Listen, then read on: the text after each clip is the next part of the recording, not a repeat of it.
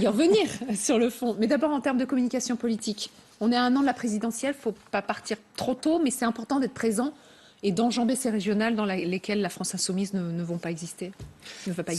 S'il part tôt, Jean-Luc Mélenchon, c'est d'abord parce qu'il part de loin. Son image médiatique, sa réputation et ses militants ont souffert.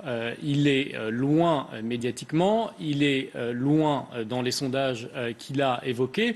Et donc, il faut, pour ne pas renouveler le cauchemar de 2002 que chacun en tête parce que la gauche est désunie, pouvoir offrir aux électeurs une lisibilité politique. Et c'est ce qu'il a cherché ici à faire. Il n'a rien dit de nouveau, mais il l'a bien dit. Il a cherché à parler aux tripes de ses militants pour les mobiliser face à une gauche qui a une offre très illisible et multiple. Aujourd'hui, ici, je me suis d'ailleurs demandé si Jean-Luc Mélenchon ne s'était pas trompé de fiche, s'il nous n'avait pas ressorti au fond celle de 1995. Jean-Luc Mélenchon, avec la réduction du temps de travail, avec l'annulation de la dette, il parle au fond aux électeurs les plus âgés pour les mobiliser, alors qu'il avait été jusque-là le candidat qui s'adressait plutôt aux jeunes avec des paris audacieux et efficaces de communication politique.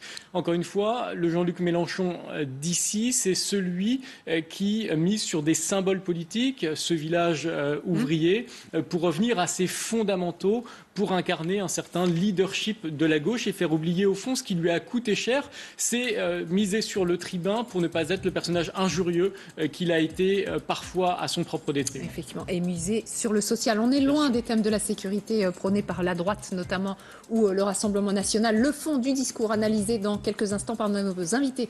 Restez avec nous.